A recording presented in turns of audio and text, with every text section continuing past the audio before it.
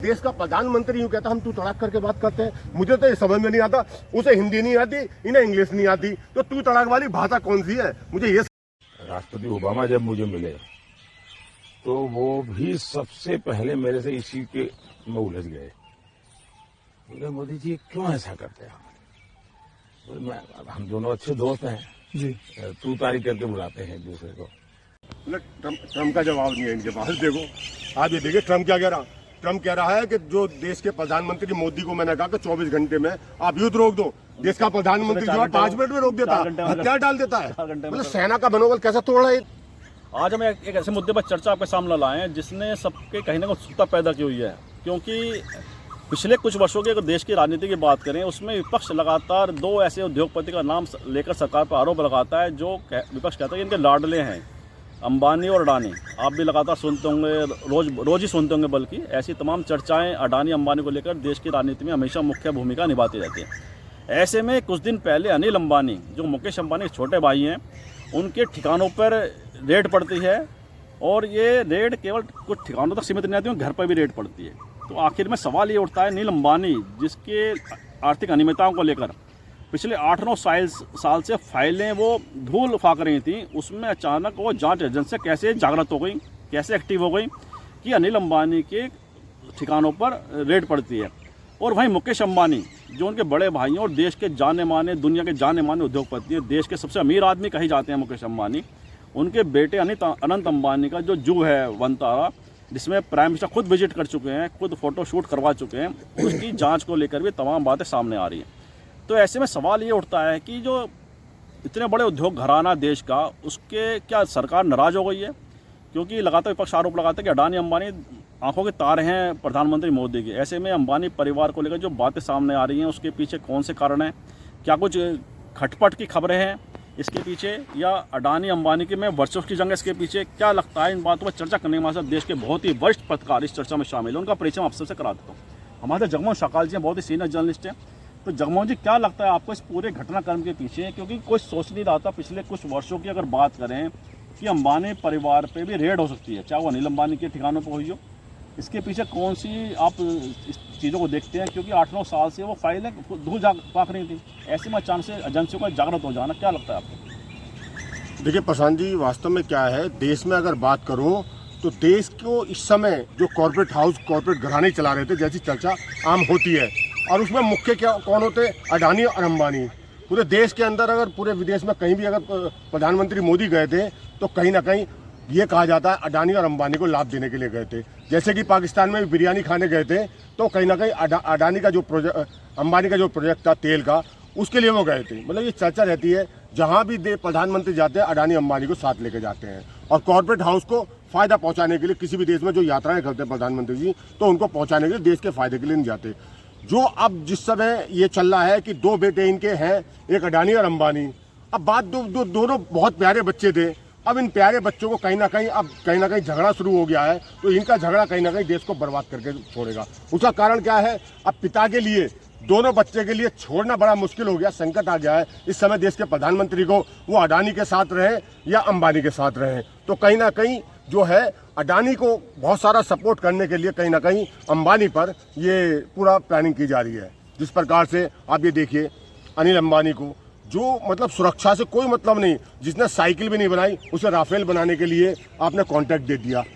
देश के साथ खिलवाड़ नहीं किया जा रहा, तो क्या किया जा रहा है प्रशांत जी? जी, जैसा आपने कहा कि कहीं ना कहीं जो उद्योग घराने, जो कुछ उद्योग घराने इस पर पक्षपात के आरोप सरकार पर विपक्ष लगाता रहा है, उनकी बातों को आपने इंगित किया अपने वक्तव्य के अंदर। अच्छा, अगर बात करें पूरा अगर अडानी अंबानी का एम्पायर का, जिस तरह से पिछले कुछ सालों में लगातार अडानी का तो व्यापार बहुत ही बड़ा है, जबकि अंबानी पिछले इस सरकार के आने से पहले भी एक बड़ा नाम उद्योग जगत में रहा है, देश के नंबर 1 के अमीर घराने के तौर पर उन्हें कहा जाता है। क्या उन दोनों जो घराने, उद्योग घराने अडानी अंबानी में, इसमें वर्चस्व की जंग है? क्या दोनों में टकराव बढ़ गए हैं हितों को लेकर? क्योंकि मीडिया के अंदर वैसे मुकेश अंबानी के कई सारे चैनलों में उनका अपना सीधा स्टेक है, सीधे मालिक रन कर रहे हैं। ऐसे में अडानी ने भी NDTV को अधिकृत करके उस सेक्टर में अपने पैर जमाने। पेट्रोलियम में भी कहा जा रहा है कि अडानी सामने आ रहे हैं। तो ऐसे में कुछ आपस में वर्चस्व की जंग दोनों में घरों में शुरू हो गई है। देखिए वास्तव में क्या है प्रशांत जी, ये वर्चस्व की जंग कहीं ना कहीं देश को ले डूबेगी। प्रधानमंत्री नरेंद्र मोदी जिस प्रकार से राहुल गांधी जिस प्रकार से आरोप लगाते हैं कि कुछ कॉरपोरेट घराने जो हैं देश को चला रहे हैं, पूरी देश की जो पूंजी है कुछ घरानों के पास है, देश की जो जमा पूंजी है अडानी और अंबानी के पास है, ऐसा कहा जाता है, माना जाता है।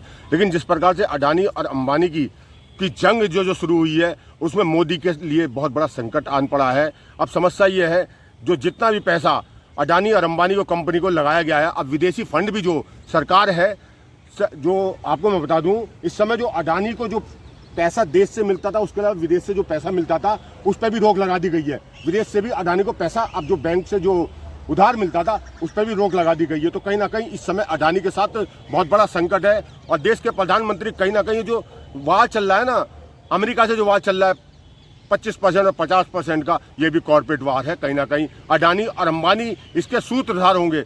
इस समय देश के प्रधानमंत्री को सोचना चाहिए उसे अडानी का साथ देना या अंबानी का या देश का साथ देना है। जी जी, बहुत महत्वपूर्ण बात कही आपने। और जो अडानी अंबानी की बात करें, अमेरिका की भी आपने इसमें जोड़ा, अमेरिका को भी। और अमेरिका में जब राष्ट्रपति डोनाल्ड ट्रंप ने दूसरी बार अपना शपथ ली, उसमें मुकेश अंबानी इन्वाइट थे। मुकेश अंबानी वाली पत्नी के साथ उस समारोह में वहाँ उपस्थित थे। और वहीं अडानी को लेकर वहाँ पे अदालत में केस चल रहा है। तो दो जो हमारे प्रमुख उद्योगपति हैं, दोनों के साथ अमेरिका में एक अलग तरह का व्यवहार देखने को मिल रहा है।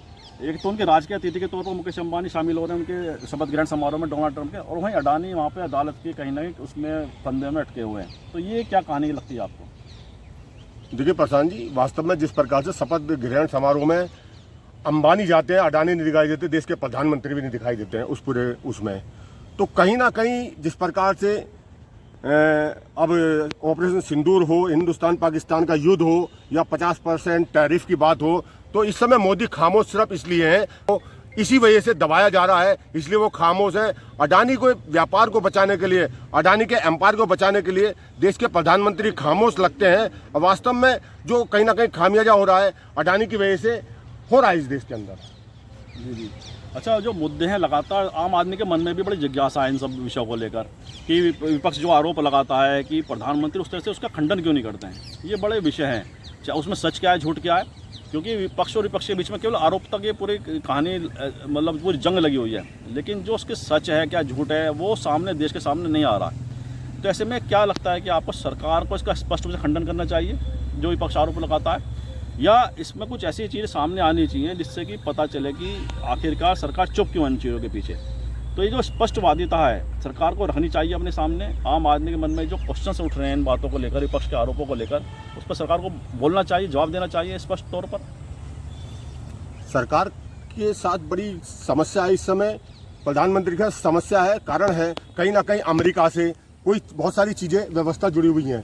जैसे कि जो विदेश मंत्री जयशंकर प्रसाद जी, जो सरकार द्वारा संचालित संस्था है उसके जो चेयरमैन है यूएसए में जयशंकर प्रसाद के बेटे को बनाया गया है। तो कारण क्या है, कहीं ना कहीं अमेरिका से बहुत सारी चीज़ें दबी हुई हैं। अमेरिका के पास जो अडानी की जो फाइल है कहीं ना कहीं दबी हुई हैं, तो इस कारण सरकार कहीं ना कहीं झुकी हुई है। इसलिए वो सीधा सीधा ना अंबानी अडानी को कहीं ना कहीं इसीलिए शिकार बनाया जा रहा है। अडानी को बचाने के लिए सिर्फ पूरा प्लान अडानी को बचाने के लिए किया जा रहा है मोदी द्वारा। इसमें जो आपने कहा कि वो मुकेश अंबानी के द्वारा संचालित संस्था है ORF, ऑब्जर्वर रिसर्च फाउंडेशन, उसके चेयरमैन है अमेरिका के जयशंकर के लड़के। वो पूरा लाइसेंस मतलब जो भी रिश्ते किस तरह से मुकेश अंबानी के औद्योगिक घराने के वहाँ पर होने चाहिए उसको लेकर वे काम करते हैं वहाँ पे। तो ये बड़ा मुद्दा है कि अगर विदेश मंत्री के लड़के कहीं ना कहीं हितों के टकराव तो नहीं है ये, क्योंकि विदेश मंत्री की पॉलिसी जो देश की पॉलिसी हैं और जो मुकेश अंबानी के उद्योग घराने की जो हित हैं, दोनों में क्या हितों का टकराव है। तो बड़े सवाल हैं जो इस समय देश की राजनीति में मुख्य रूप से चर्चा में भी हैं, तमाम तरह की बातें सामने आ रही हैं। और कार्यक्रम के अंत में आते हैं बिहार चुनाव भी, क्योंकि लगातार चर्चाओं में है। बिहार चुनाव में जिस तरह राहुल गांधी हम तेजस्वी यादव की रैली जो वोटर अधिकार यात्रा है, वह इस समय एक बहुत मतलब नजरों के केंद्र में है लोगों के, और लोगों की उपस्थिति जिस तरह से उसके में सामने आ रही है, बड़े जनसैलाब सड़कों पर दिखाई देता है, वह यह तो दिखाता है कि उस वोटर अधिकार यात्रा का मैसेज लोगों में जा रहा है। और इस यात्रा की सफलता आप उस भीड़ को देखकर मानते हैं या उस मैसेज को देखकर मानते हैं कि जो राहुल गांधी लगातार अटैक कर रहे हैं सरकार के ऊपर, और क्योंकि आदमी कहीं ना कहीं इस मुद्दे को मन में बैठ गया लोगों के मन में, उसे लगता है कहीं ना कहीं ये इसके पीछे कुछ खेल है। अब क्या खेल है वो तो समय आने में पता चलेगा जब इस पूरा चीज़ें सामने आएंगी। लेकिन वोटर अधिकार यात्रा के देश की राजनीति को बदल दिया है, क्या लगता है? देखिए, वोटर राजनीति ने पूरे देश के जो है सरकार को बदल दिया है। इस समय जिस प्रकार से लग रहा था कि मोदी का विकल्प इस देश के अंदर कोई नहीं है। आम आदमी कहता था कि प्रधानमंत्री बताइए, आम आदमी चर्चा ये कर रहे थे प्रधानमंत्री कौन हो।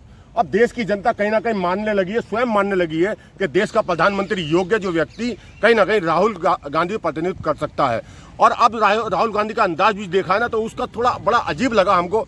राहुल गांधी बड़ी मर्यादा से बात करते हैं, लेकिन राहुल गांधी का जो ये बयान आया ना, जिस प्रकार से कहीं ना कहीं मतलब मोदी चोर है, इस तरीके से असभ्यता से लगा कहीं ना कहीं, तो उसमें कहीं ना कहीं लगा जिस प्रकार से ओबामा के साथ या ट्रम्प के साथ जब मोदी की एक वीडियो वायरल हो रही है, उसमें कहते हैं हम तो ओबामा के साथ और ट्रम्प के साथ तू तड़ाक करके हम तो बात करते हैं। मतलब मोदी जब विदेश में जो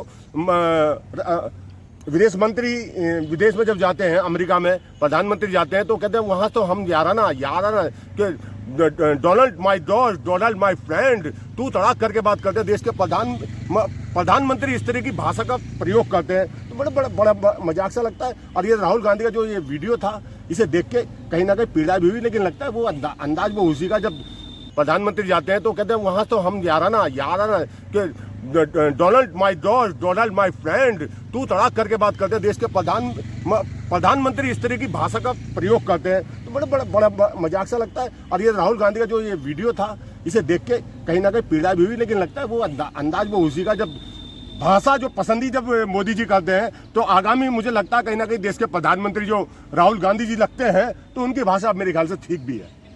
जी, बड़ी रोचक बातें आपने कही। और जिस तरह के तमाम जो ज्वलंत मुद्दे इसमें देश के सामने, उस पर चर्चा आपने बताई कि क्या कारण है इन सारे मुद्दों पर जो जिज्ञासा पैदा हो रही है आम आदमी के मन में। और सवाल ऐसे ज्वलंत हैं जो देश की राजनीति को बड़े स्तर पर प्रभावित कर रहे हैं, और निश्चित रूप से कहीं ना कहीं इसलिए सरकार भी संकट में दिखाई देती है, और कहीं ना कहीं सरकार के सामने जो परेशानी है वह महसूस भी कर रही है, क्योंकि ये प्रश्न ऐसे बन चुके हैं जहाँ सरकार जवाब नहीं दे पा रही है, जवाब देने से बच रही है। तो आने वाले समय में क्या होता है, ये तो देश की राजनीति में भविष्य में पता चलेगा। लेकिन जो प्रश्न लगातार मुंह बाय सरकार के सामने खड़े हैं, सरकार उन सवालों से कैसे बचती है, क्या जवाब देती है, ये भी देखना बड़ा रोचक होगा। इन्हीं शब्दों के साथ इस चर्चा को विराम भी देते हैं, और जगमोहन जी का भी बहुत बहुत आभार व्यक्त करता हूँ कि इन्होंने दर्शकों के सामने बहुत ही सार्थक और सार्थक विषय से प्रस्तुत किया है। और हम सब आप सबसे भी आग्रह करते हैं इस चैनल को सब्सक्राइब करें और बेल आइकन जरूर दबाएं, जिससे चैनल की अपडेट आपको समय से मिलती रहे। बहुत बहुत धन्यवाद आप सभी का। नमस्कार।